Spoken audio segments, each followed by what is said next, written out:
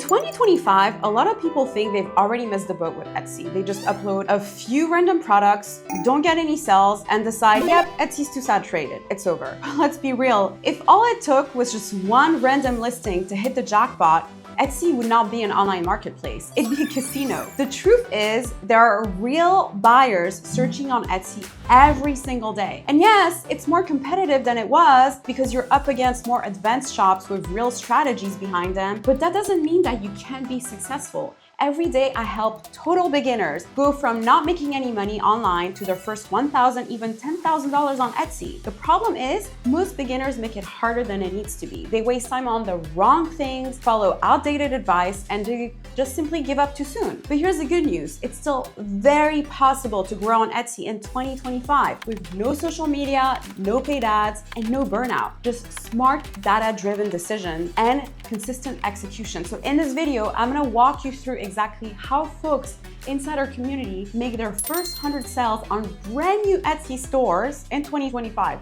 What works, what doesn't work, and what you need to know if you're starting from scratch this year. So let's dive in. Stop being scared of saturated niches. This is a mistake that a lot of beginners make, myself included, when I started my journey. See, we think that if we go after unsaturated niches, there's going to be less competition and hence more opportunities to get sales. And while it is true, it does help you get your first few sales. The problem with only going after unsaturated niches and keywords that are less competitive, if you look on eRank, is simply that you are not going to be getting consistent sales. Why is that? Well, simply because there's not enough people looking for that specific item or keyword. Instead, you have to learn how to serve the Etsy algorithm, is what I like to call it. So going after these saturated niches, but adding an element of demand. So what people are looking for is very different from year to year. And what I mean by that is that adding a personalized element or adding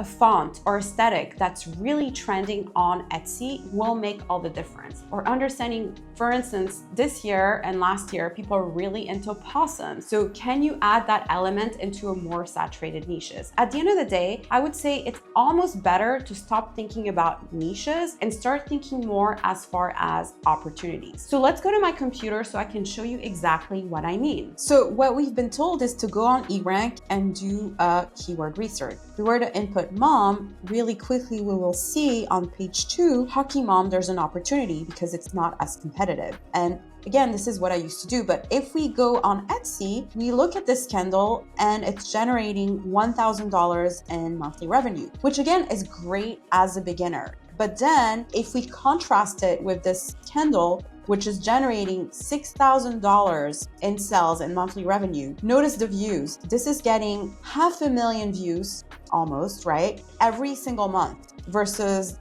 this other listing is only getting 30,000 views a month. And this is due to the fact that Hockey Mom only has, as far as average searches, 964 people looking specifically for that keyword on a monthly basis, like on average, right? Versus obviously if we do mom, notice how there's way more searches. So I used to think that I only needed to go after these keywords that are low competition, but really quickly what I learned is that what I need to do is have a filter, in this case, mom's last nerve. It's funny, it's sarcastic, it's gonna get a reaction out of her customer. So this is what I mean, adding that filter of in demand by doing your research and creating items that your customers are gonna have an emotional connection to. And that's the key in being successful. This can help you going for low competition keywords. When you are a beginner, you want to make sure that as you become more advanced as a seller, you start tapping into saturated niches. Your product has to look worth paying for. Let's be real, no one cares how much effort you put into your product or how much you love it. If it looks like it was slapped on together in just 5 minutes, people are not gonna buy it, right? As somebody who's built a 7-figure e-commerce brand,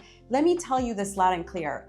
Buyers only buy what feels sexy and irresistible. And no, I'm not just talking about the design itself. I'm talking about your mock-up. I'm talking about your thumbnail. I'm talking about the overall listing vibe, right? That's what gets the clicks and that turns into actual sales. So you could have an amazing product, but if your listing looks cheap, it's cluttered, or it's confusing, you're not going to get those sales because let's be honest, Even you probably wouldn't even buy your own listing. Yeah, I said it. And now more than ever, the shops that invest time into gorgeous high-end mockups, they have a serious edge. Shoppers are very visual, and if your mockup doesn't feel premium, they're gonna scroll right past it, right? So your mockups should feel like a professional product photography, even if you made them using a smart mockup tool or with AI. Take this listing, for example. Look at the vibe, right? It feels elevated. You can imagine this personalized blanket draped over your couch or in your living room. It's cozy, it's aspirational, it belongs in a magazine. So they used a smart mockup here. You can even do this for free using a tool like Photopea, but it looks like a $200 product. So when customers see that actually it's only $60, they feel like they just found an incredible deal. And that's the moment you win. So here's what you need to focus on, right? First, use clean, cohesive, realistic mockups. Choose lifestyle images. Don't just show the product on a white background, show it in context, right? Build a visual brand. Keep your fonts, colors, and tone consistent across your listing.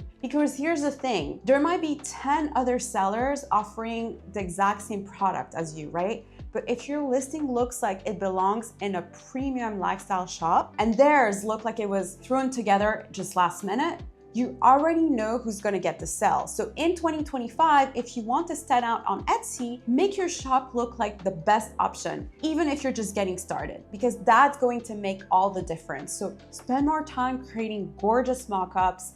You can do that now with AI, making sure that your customers feel this awe when they see your product on Etsy. This is how Ranjit, who is inside our community, went from never selling anything online to earning her first 68,000 euros on Etsy selling print on demand with 50% profit margins. And when she started, she was just as frustrated as you. But when she understood the importance of mockups and actually applied the Etsy selling formula that I teach inside our community, everything changed for her, right? Because she stopped chasing random advice and she actually focused on what actually moved the needle. And the results, absolutely insane. So if you're tired of feeling stuck, overwhelmed, or like you're spinning your wheels, make sure to check out my free workshop where I break down exactly how to build a profitable Etsy business in 2025, even if you're starting from scratch.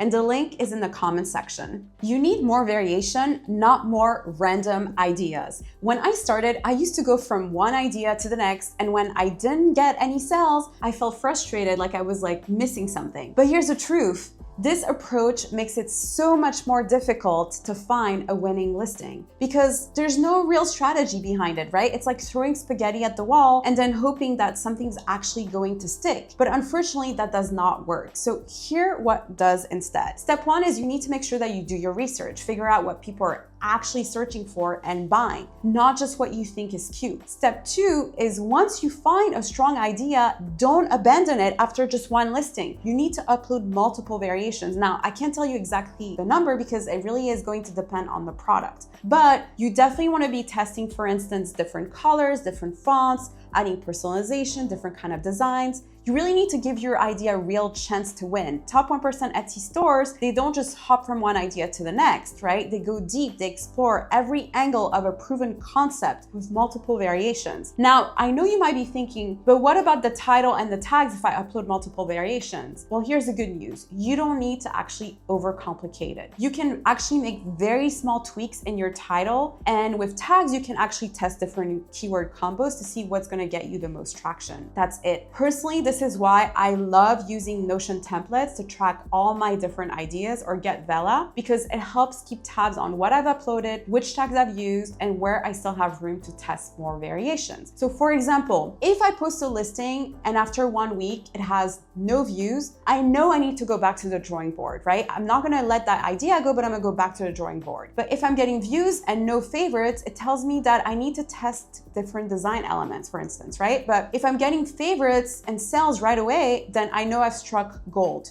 So that's when I go all in and I post even more variation, maybe with different products. The big takeaway here is that if you want to win on Etsy, don't just jump from one idea to the next, right? Go deep on one proven concept. Have a clear strategy in place. Know what your customers are buying, right? And build variations around that. That's how you create momentum and real sales, by really going in on one idea, right? And so there's no perfect way of telling you how many ideas and how many variations. You're gonna have to test that, but folks who actually go all in on an idea where there's actually proven sales based on their research have more chances of striking gold than folks who jump around from one idea to the next. When folks inside our community start their Etsy shop, they have no reviews, no followers, but they focus on what actually matters, right? Understanding what buyers want, creating standout mockups, and staying consistent. They hit their first $1,000 faster than most people hit their first 100. And they do it without running ads, without going viral, without posting on TikTok every other day, hoping that somebody's gonna notice. They just focus on strategies that actually move the needle. And I pretty much gave it to you in this video, right? The blueprint. So if you're serious about building a profitable Etsy shop that actually lasts, check out my free workshop to learn how to fast track your way to consistent sales without the overwhelm or the headaches.